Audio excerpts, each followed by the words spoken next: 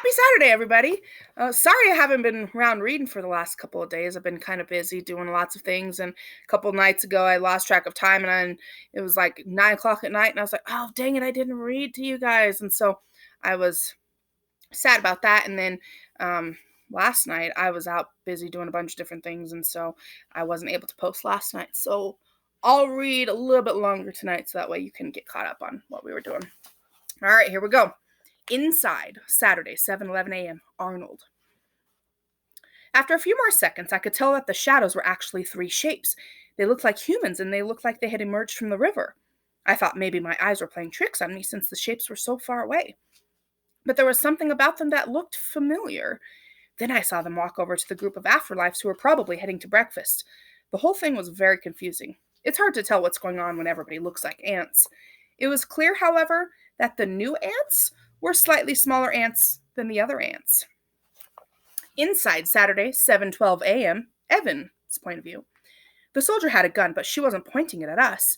Instead, she had a look of concern on her face, like she thought we were in trouble. I probably would have thought so too if I were her. What are you doing here? What do you want? Why are you wearing those jumpsuits? Why are you wet? She could tell how nervous we were, since all of our knees were shaking audibly. Okay, no need to be so scared. You're a long way from where you're supposed to be. Haven't you kids heard of Google Maps, or are you running away? We're on a field trip, I mumbled, realizing how ridiculous it sounded as soon as I said it. The soldier smirked. Well, I'd like to know what kind of school you go to because it's 7 a.m. and you happen to be trespassing on government property. That perked Lester up. Wait, we're on government property? Cool. The soldier's face got suddenly stern. You think this is cool? She demanded. Lester turned white. No, ma'am, he trembled. You've broken the law. Yes, ma'am. Her face softened just as quickly as it had hardened. Wow, pranks have gotten a lot crazier since when I was your age. What are your names? Said the soldier. The sooner you identify yourselves, the sooner we can sort this out and get you kids back home to your parents. And there are going to be some higher-ups who will want to know how you knew about these jumpsuits. The soldier shook her head. I don't imagine that's going to go over so well. The three of us looked at one another for a few seconds, which apparently were a few seconds longer than the soldier thought was ideal. Kids, I need you to tell me who you are now, please, she said, using her firm voice again. I don't want any of you to get in any more trouble than you're already in. I decided for once in my life to be first. My name is Evan Brantley. My father used to work here as regional commander of the National Marshal Services. We came here to rescue one of your subjects, Arnold Zombie, who is being held here against his will. The soldier blinked twice but didn't say anything. And it looks like he's being used for some sort of horrible experiment as like human ammunition or something, Kiki said. Because we just saw him get shot out of a cannon and land in that tree over there. I guess Lester felt like he had to chime in and say something because he added, Cool gun you got there. The soldier frowned as she stared hard at each of us, one at a time. Over her shoulder, the sun had risen behind the hill on the other side of the building, near where Arnold was still, as far as we know, sitting high up in that tree. I've seen some crazy stuff in my day, she said, mostly to herself, I think. But this is right up there.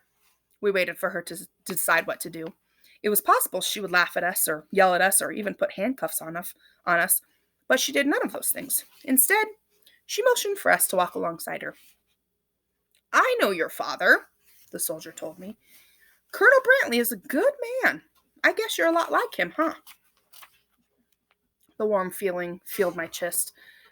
I guess, I said, trying not to sound too proud. She spoke quietly into some sort of walkie-talkie, then turned back to us. My name is Sergeant Kelly, she said. I'd like you all to come with us. Where are you taking us? Lester asked. Are you taking us to Arnold? The soldier chuckled softly. You want to hear something funny? She asked. Then, without waiting for an answer, she said, I thought Norbus Clacknozzle was a tough name, but Arnold Zombie might even be worse. Together, Saturday, 7:13 a.m., Arnold. I looked down from the top of the tree and saw three small shapes moving off the riverbank and toward the building in Dr. Grassmere. 4 minutes left, Norbus! Dr. Grassmere yelled up through his megaphone. 4 minutes left to jump down. After that, we will have no way to reach you except to attempt A very dangerous helicopter rescue. He paused for a second, then added, We have called the Kinders. They are on their way. They have asked me to tell you to please be safe and to jump down while you still can. If I had 4 minutes left to jump, that meant I had 3 minutes, 59 seconds to decide. I didn't want to stay in the territory. I wanted to make new memories to replace the old ones that were blurry and fragmented. I wanted to go back to my old new life. I will jump down if I can go home, I yelled. I don't want to stay here. No one was paying attention to me because they couldn't hear me, of course. I was 200 feet up in the tree. Instead, I could see Dr. Grassmere turn his attention to the 3 humans who had emerged from the river. He talked to them for about a minute and then picked up his megaphone. Norbus, there are some people here who would like to talk to you. You have 3 minutes left. I saw the red jacket moving, and I realized Dr. Grassmere was motioning to one of the smaller humans. As the human walked toward Dr. Grassmere, I noticed it was limping slightly. I thought I recognized that limp, and then a split second before the human started talking, a new memory flashed through my brain, and I knew exactly who it was. The blood in my body got so warm, for a second it felt like I was an actual person. Arnold, it's me, Evan. I'm here with Kiki and Lester. Sarah Ann and Darlene are waiting back at the car. We all came to save you.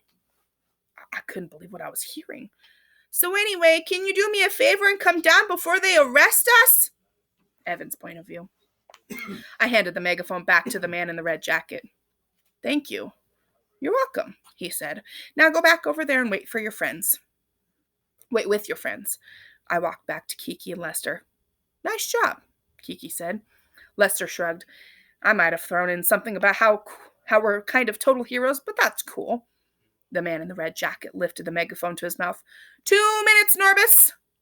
Sergeant Kelly, who was next to us, making sure we didn't do anything stupid like try to climb a tree Arnold was in, as if. He leaned down. I've gotten to know your friend a little bit over the last few weeks, she said to us. He's a good kid. I could tell he was a little different. I guess I didn't know how different. Of course he's different, I told her. He's a zombie. The sergeant shook her head. I mean, even for a zombie. Most of them do exactly what they're programmed to do, but your pal? It seemed like he's got a mind of his own. You mean like a regular person? Kiki said. Sergeant Kelly nodded. Yeah, I guess I do. Suddenly there was a rustling in the branches high above. 1 minute! Yelled the man with the megaphone. It's now or never, Norbus! Kiki scowled. I wish he'd stop calling him that, she said. Arnold's point of view. I stood on the branch. My feet were trembling a little bit. I had another sudden memory. I was surrounded by human children in a gymnasium somewhere, and I was trying to walk across a thin piece of wood, but I kept falling. I couldn't jump 5 feet into a soft blue mat without getting scared. This time I needed to jump 200 feet into a parking lot. You can do it, Arnold! Yelled the female human girl into the megaphone. Maybe she was right, and it felt good to be called Arnold again. I closed my eyes and jumped. I felt the wind blow back my hair as I plummeted to the ground, and then the strangest thing happened. As I was falling, all the memories opened wide, opened all the way, and I could remember my whole life outside, my family, my friends, my school, even the bed I didn't sleep in in my bedroom. It was all there. I opened my eyes just in time to see the pavement rushing up toward me. I closed my eyes again, and I stuck the landing. Whew! He made it! Part 4, the return. Hello again. So, yeah, like I said, I stuck the landing. The next thing I knew, there I was, standing right in front of Dr. Grassmere. Next to him was Sergeant Kelly, and next to them, soaking wet, were the 3 shapes I'd seen from the sky. You're Lester, my brother, and you two are my friends, Evan and Kiki. The 3 of them looked at me blinking. Finally, Lester said, That's right, we are. Remember, I told you zombies can't cry. That doesn't mean we can't be incredibly moved by the generosity and courage of our friends and family. Did you come here for me? Yes, Evan said, his voice choking a little bit. And we're so glad you're okay. Kiki's eyes were shining. Can I tell you something? It was Sarah Ann's idea. I nodded. That I can believe. And I'm going to stop there.